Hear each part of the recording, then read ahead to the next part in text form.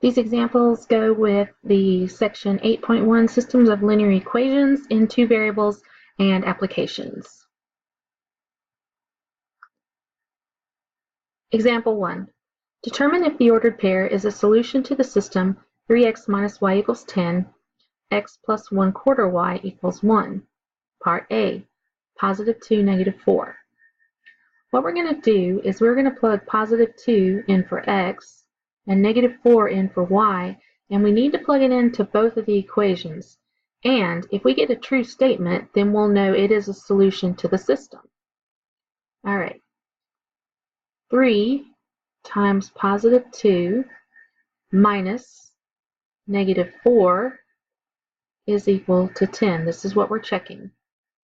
Well, 3 times 2 is 6. These two negatives are going to cancel one another out. So we have 6 plus 4 equals 10. And we know 6 plus 4 really does equal 10. So the first equation works. Well, now we have to check it in the second one. We're going to have 2 plus 1/4 times negative 4 is equal to 1. This is 2 plus 1/4 times negative 4 is going to give us negative 1. And we know that 2 plus negative 1 is going to give us 1, and that is in fact equal to 1. That means that for A, yes, this one is a solution to the system.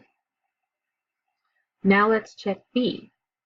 We'll plug in 1/3 for x, and we'll plug in negative 9 for y. We'll check it in the first equation.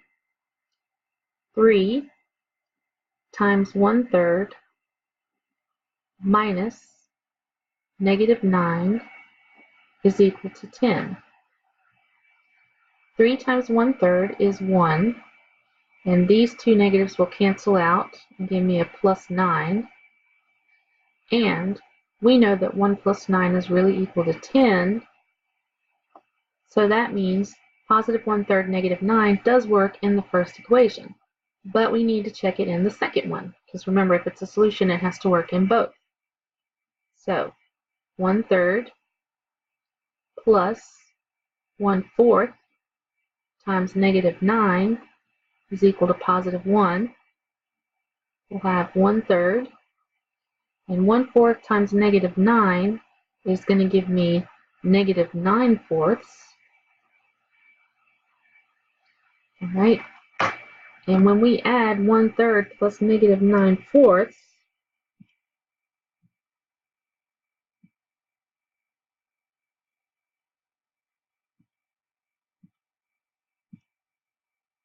we get negative 23 over 12.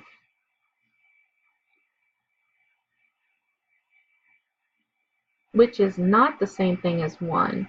So it does not work in the second equation. That means for part B, no, this point is not a solution to our system.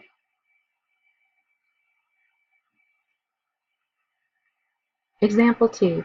Solve the system 3x plus 4y equals 5 and x minus 3y is equal to 6. We're going to solve this using the method of substitution. That means for one of our equations, we need to get one of the variables by itself. We need to solve for one of the variables. Now, when I look at x right here, which has a 1 coefficient out front, this is probably going to be the easiest one to solve for. So let's look at our second equation here, x minus 3y equals 6, and let's get x all by itself. That means I'm going to need to add 3y to both sides. And then we end up with the equation x is equal to 3y plus 6. All right, the idea behind substitution is I now need to take this part of the equation and substitute it in for the variable x into the first problem right here. So I'm going to keep the 4y, I'm going to keep my 3, but instead of having an x, I'm going to put in the 3y plus 6. All right, let's do that over here. So we're going to have 3 times 3y plus 6 plus the 4y, and this is equal to 5. All right, from here, now we're just going to solve for y. So let's distribute the 3 into the parentheses. 3 times 3y is going to give me 9y. 3 times 6 is going to give me plus 18. And then we have the positive 4y right here. And this is equal to 5. Let's combine our like terms. 9y plus 4y is going to give me 13y's. Plus 18 is equal to 5. Now let's subtract that 18 over to the other side. That means 13y is equal to negative 13. And when we divide by this 13 right here, we find out that y is actually equal to negative 1. Now that we know that y is equal to negative 1, we're going to take this and we're going to plug it into either the first equation or into the second equation. It doesn't really matter which one we choose. And I guess I'm going to choose the second one because the x doesn't have any coefficient on it, but I could have chosen the first one. And what we're going to do is we're going to be trying to find out what value of x goes with the negative 1 as a y. All right, so we'll have x minus 3 times the negative 1 we just found for y, and this is equal to 6. All right, negative 3 times negative 1, that's positive 3, so we have x plus 3 equal to 6. Now we can subtract 3 from both sides, and we find out that x is equal to 3. So the solution to this system looks like it's going to be positive 3 and negative 1. But we really want to check our answer and make sure that we've got it right. And I'm going to check it into the first equation because I used the second equation to find out what x was. All right, so I'm going to check the point positive 3, negative 1 in the first equation here. 3 times positive 3 plus 4 times negative 1 is equal to 5. 3 times 3 is 9. 4 times negative 1 is negative 4.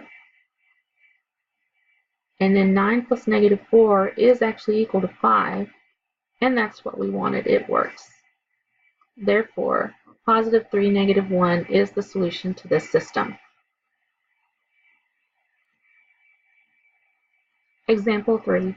Solve the system 2x minus 9y equals 1, 3x equals 17 minus 2y.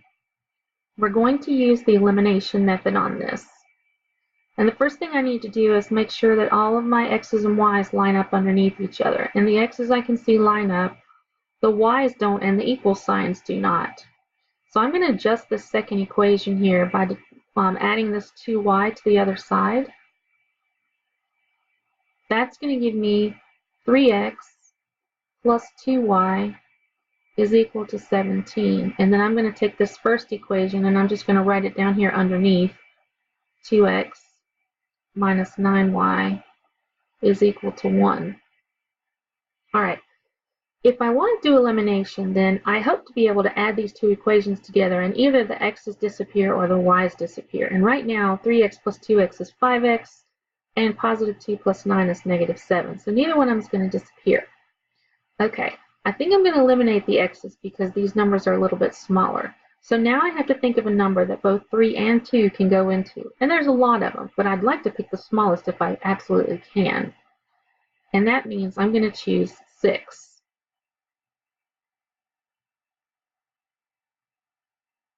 I'm going to have to take my first equation there, and I'm going to multiply the entire equation by 2.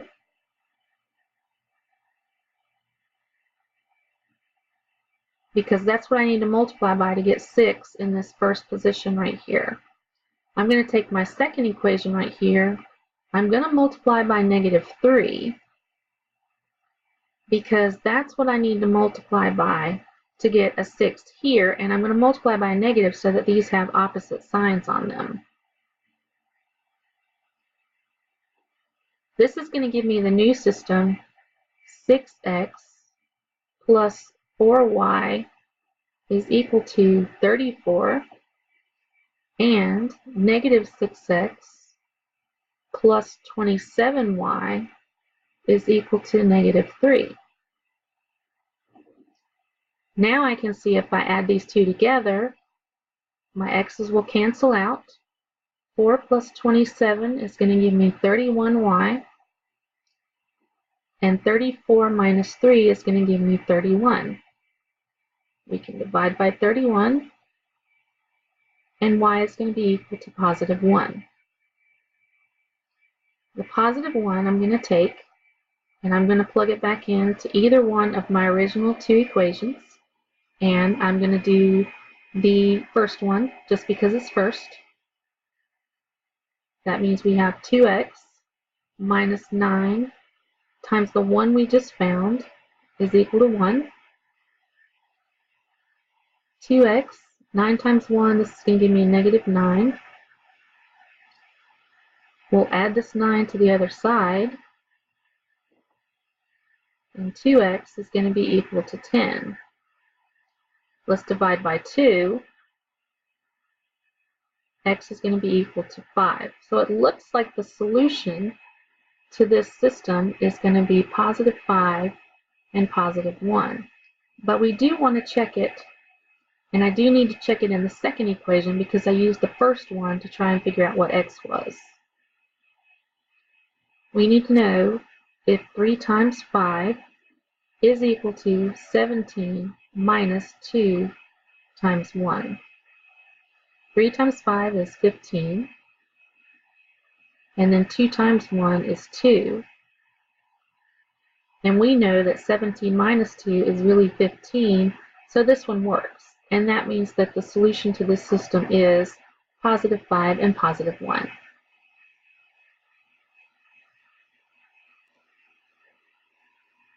Example 4. Solve the system 2 times the quantity x minus 2y is equal to y plus 14, and 1/2 x plus 7 over 6y is equal to negative 13 over 3. I'm going to use elimination on this system, but before I do, I'm going to have to get all the x's and y's on one side of the equation. Now, in the equation 2, that's done for me, so I need to do some work up here on the first equation. I'll distribute the 2 into the parentheses. This is going to give me 2x minus 4y is equal to y plus 14. And I'm going to subtract this y over here so that I have all my x's and y's on the left side of the equals. Now I have 2x minus 5y equal to 14. And I'm going to bring my second equation down here. We've got 1/2 x plus 7 over 6 times y equal to negative 13 over 3. Okay, now I notice that I have some nice pretty integers up here in my first equation, and I have fractions down here in the second equation. So why don't we multiply everything in the second equation by 6, and that will eliminate all of the fractions here. All right, we're going to take second equation, we're going to multiply by 6. 6 times 1/2 x, that's 6/2 x. 6 times 7 over 6 is going to give us 42 over 6 y's. And 6 times negative 13 is going to give us negative 78 over 3. All right, let's reduce these fractions. 2 goes into 6 3 times, so we have 3x. 6 goes into 42 7 times, so we have plus 7y. And then 3 goes into 78 26 times, so you have the negative 26 right there. All right, and let's take our equation and bring it over, which was 2x minus 5y equals 14. All right, now we have a decision to make, whether to eliminate the x's or to eliminate the y's. And I think we're going to eliminate the x's because my coefficients right here are smaller than the coefficients on the y's. I can't add them together right now because 3 plus 2 is 5, and that doesn't cancel out my x's for me. Not only that, but 7 plus negative 5 is positive 2, and that doesn't cancel out my y's for me. All right, I'm going to try and pick a number that both 3 and 2 can go into, and remember there's a lot of them. but I think 6 is the magic number here. And we're going to multiply the top equation by positive 2. And I'm going to multiply the second equation by a negative 3 so that I have a negative down here and a positive 6 up here.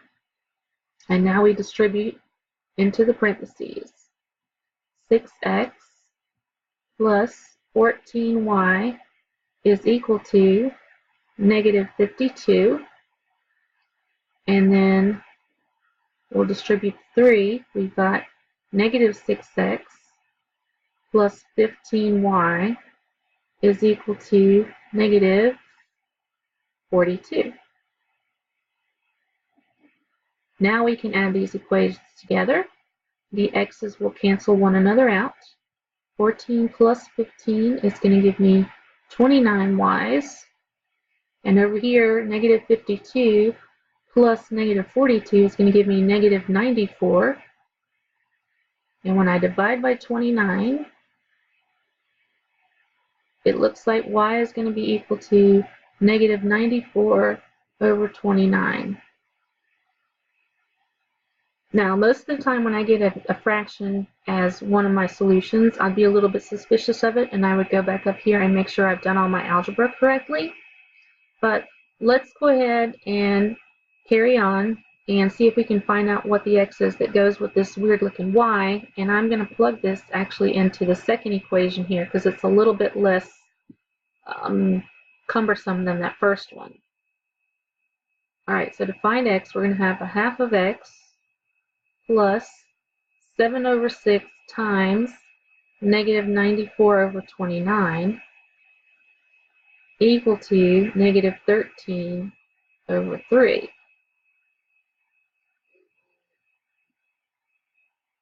Alright, let's multiply over here. Let's see, 7 over 6 times negative 94 over 29.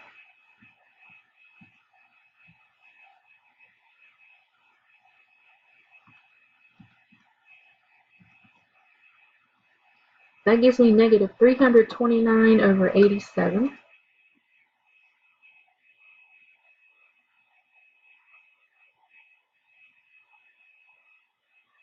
And this is equal to negative 13 over 3. Let's add this 329 over 87 to both sides.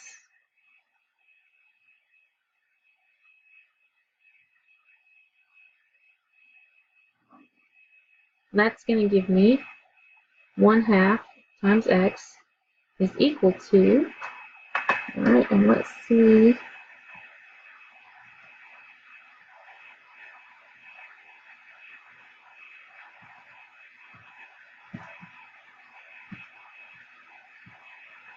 that gives me 16 over 29.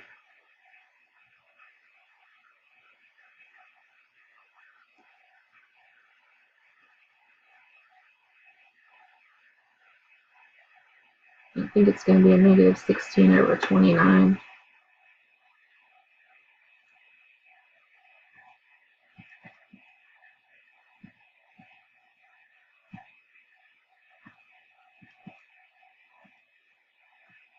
Yeah, it's negative 16 over 29. Okay. Alright, to solve for x, we can divide by a half, or I can actually take this equation and multiply it by 2. The 2 and the half are going to cancel, and then 2 times negative 16 is going to give me negative 32 over 29.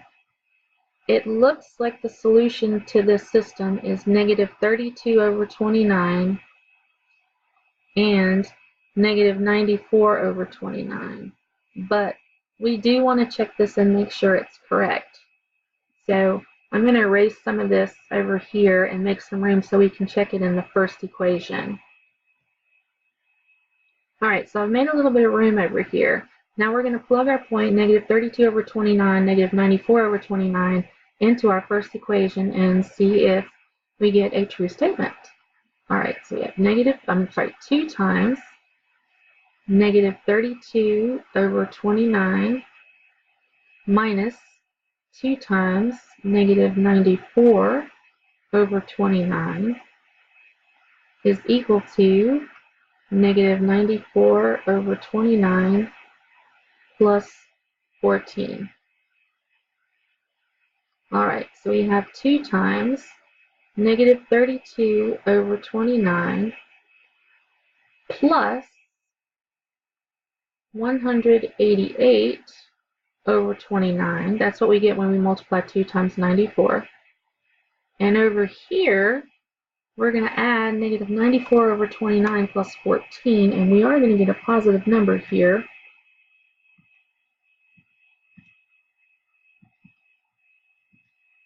$312 over 29 is what we get.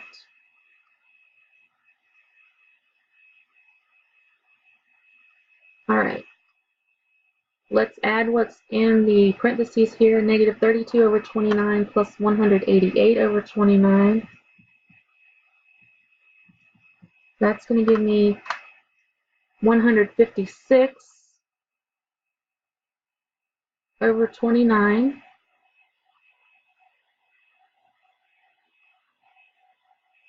And when I multiply 2 times 156 over 29, I do get 312 over 29. That means this one actually works, and our solution is negative 32 over 29. Wasn't that fun? All right, let's take our system here. This is example 5. We have solving 3x minus y is equal to 2 and negative 9x plus 3y is equal to 4. Let's use elimination to try and solve this one. And I can see that the x's already have opposite signs on them, and so do the y's.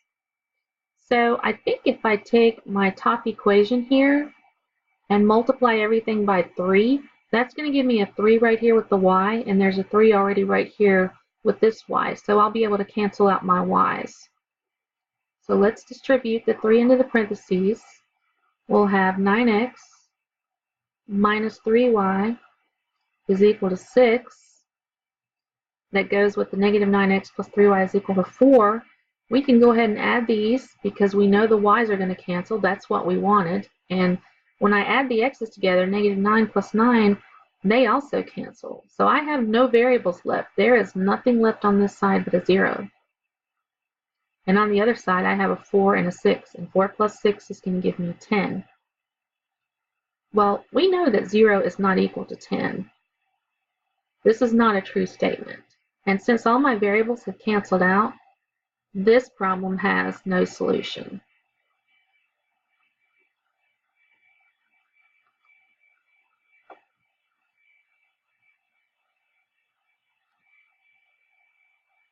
Example 6.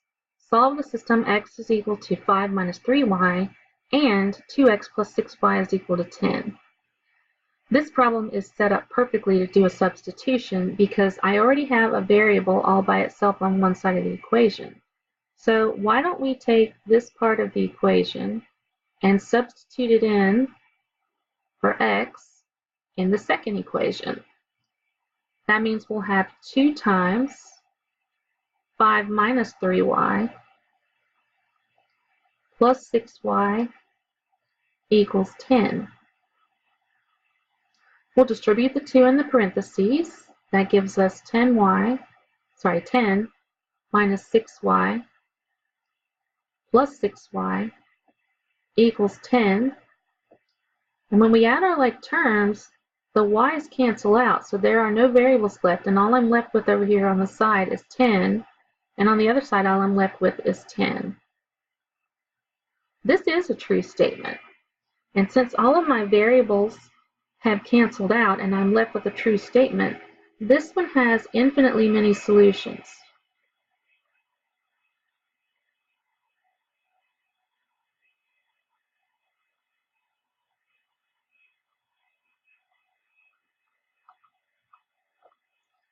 And if we wanted to write the solution set, we could put this in set builder notation. This is the one with the braces. This will be all the sets of ordered pairs x and y. such that, and then I'll use the second equation, 2x plus 6y is equal to 10.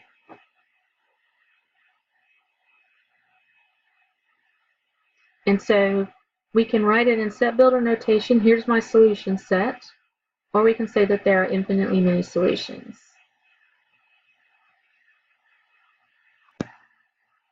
Example 7.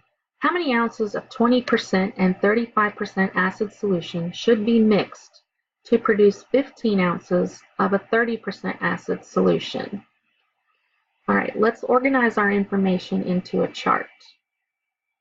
We've got our amount. This is what we're looking for. And we have the percent of acid given to us. And then, of course, we'll have a total over here on the side.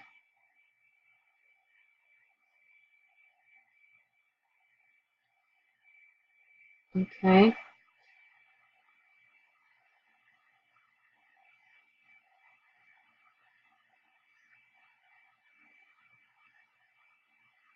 Now, we are given a total amount, and that's going to be our 15. And we're given the percent acids. One of them is 20%, so let's put this in here as a decimal. One of them is 35%. And we know that the final product that we have 15 ounces of is supposed to be a 30% acid solution.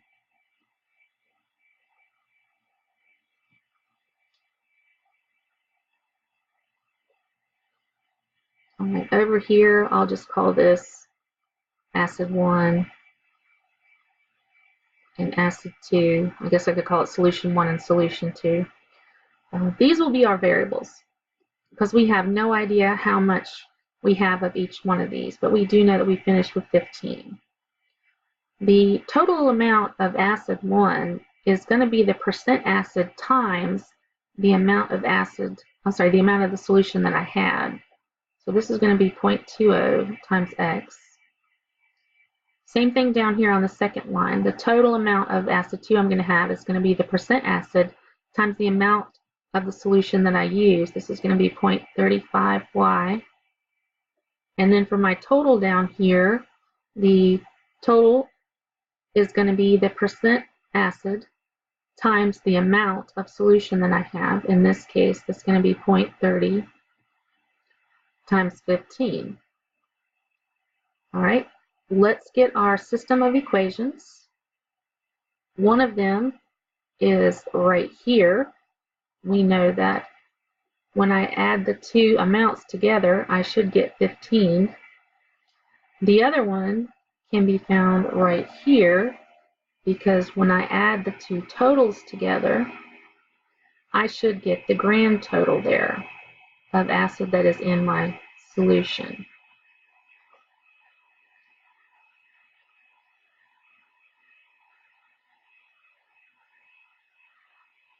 All right, we can use either elimination or substitution to solve this one. I think I'm going to use substitution. So let's look at that first equation there. X plus y is equal to 15. And I'm going to solve that one for y.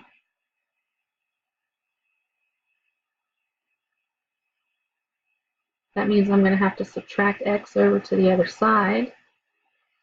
And we have y equal to negative x plus 15. And what I'm going to do is I'm going to take this part of the equation and I'm going to plug it in right there into my acid equation there.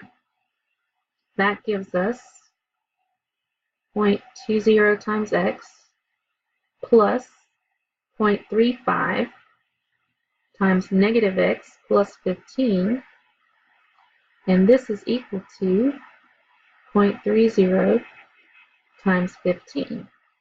All right, let's distribute into the parentheses here. We have 0.20 times x plus 0.35 times x. This is going to be a negative, by the way, because we're multiplying by negative x there. And then plus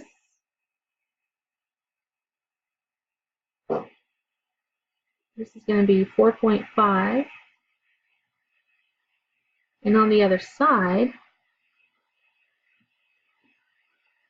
that's the wrong one.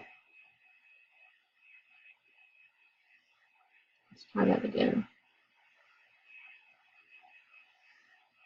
This is the one that's going to be 4.5, 0.30 times 15.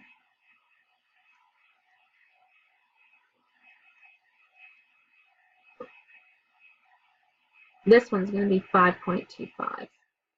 There we go.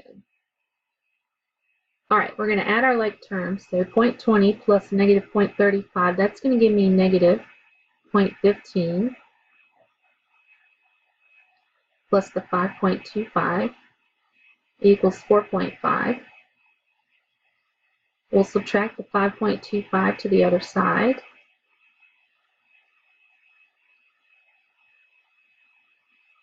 That's going to give me negative 0.15x equal to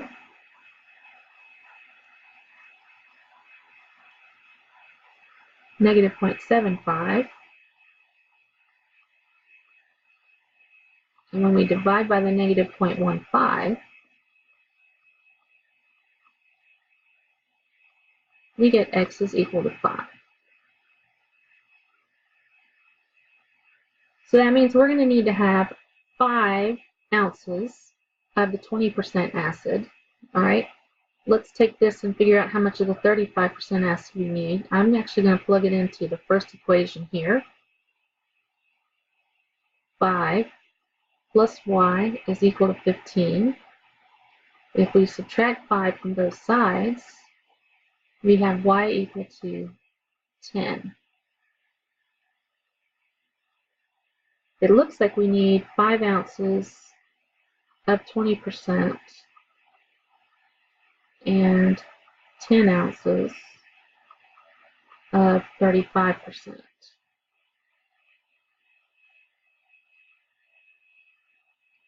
And we really should check our answer in our second equation here and make sure that it does work.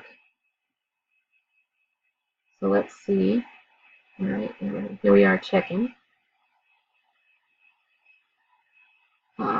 We got 0.20 times 5 plus 0.35 times 10, and we want to know if this is equal to 0.30 times 15.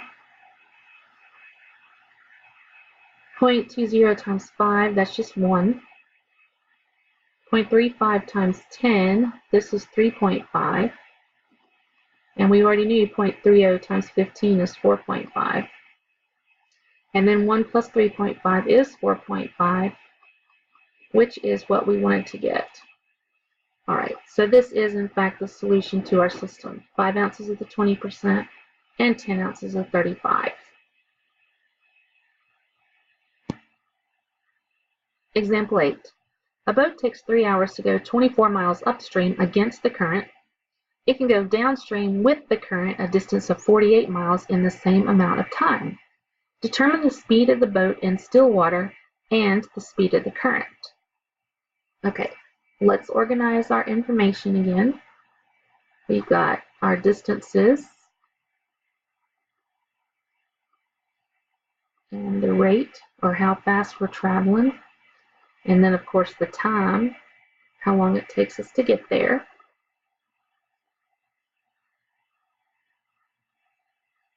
And we have 2 trips. We have one going upstream and one going downstream. Going upstream, the distance they tell us is 24 miles, and the time they said it takes is 3 hours. Going downstream, the distance they tell us is 48 miles, and the time it says the same amount of time, so that's going to be 3 hours. So it looks like the rate is going to be our variables in there. And we actually have 2 rates here. We have the speed of a boat and we have the speed of the current. Now, if the boat is going upstream, then the current is going to be slowing the boat down because the current is going to be going in the opposite direction from the boat. So the rate would be the boat's rate minus the rate of the current. On the other hand, going downstream, if the boat and the current are going the same direction, then they're working together. And that means the rate would be the boat's rate plus the rate of the current. All right, let's use the fact that the distance is equal to the rate times the time, and that should give us our two equations for our system. Going upstream, the distance 24 is equal to the rate b minus c times the time 3, and then going downstream, the distance 48 is equal to the rate b plus c times the time 3. Let's distribute the 3 into the parentheses in both equations.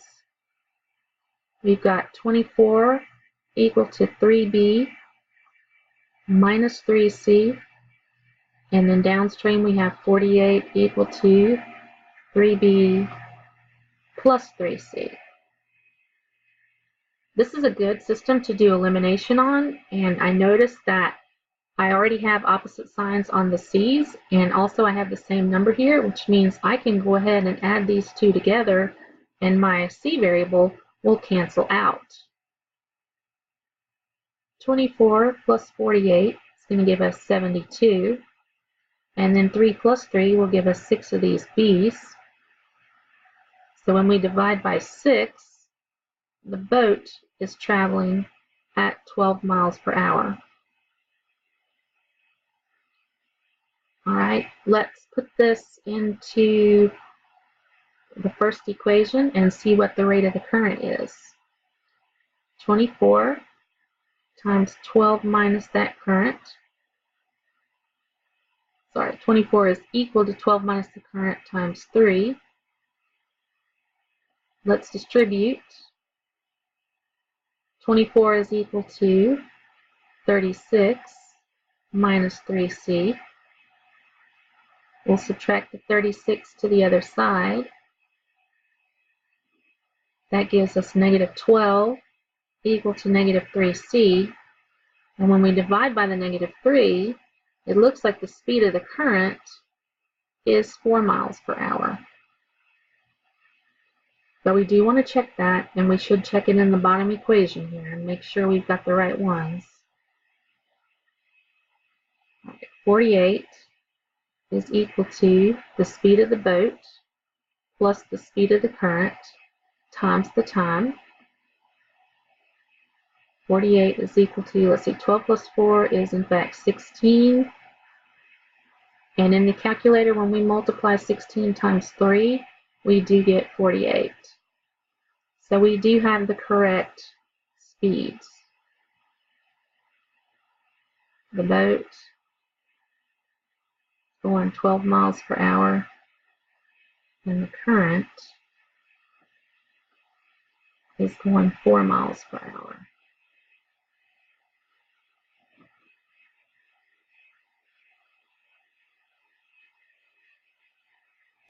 Example 9. A storage company rents its units for $120 per month. The company has fixed monthly costs of $2,100 and variable costs for air conditioning and service of $50 per unit. A. Write a cost function representing the monthly cost C of X to the company for X units. All right, remember our cost function. Mx plus B, where M, this is the variable cost,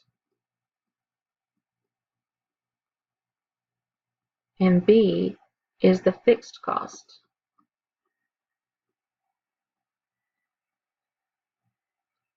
That means our answer to part A, C of X, is going to be equal to the variable cost.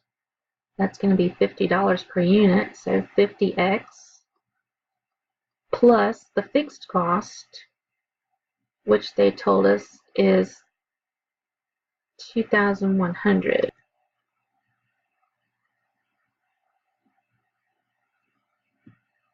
Part B, Write a revenue function representing the revenue R of X when X units per month are rented. All right, our revenue function. This is also y equals mx plus b, but b is equal to 0. We don't have a y-intercept on here. And once again, well, this is the money coming in, or the cost, or the charge, I guess you could say, for the company. In this case, the company is charging $120 for every rental unit. And so our answer to part B, the revenue function, is going to be 120x. Part C, determine the number of units that must be rented in a month for the company to break even. Well, in order to break even, that means that the cost function has to be equal to the revenue function. If the cost is equal to the revenue, that means the 50x plus 2,100 is equal to the revenue function 120x. And we'll solve this. We'll subtract 50 from both sides.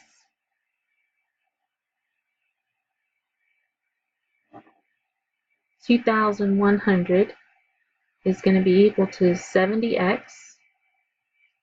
And when we divide both sides by 70,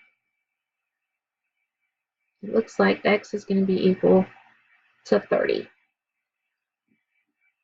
And it didn't ask me what the number was or what the revenue was when they rented the number of units to break even. So all we needed to figure out was this, how many units they have to rent out in order to break even, and that's going to be 30.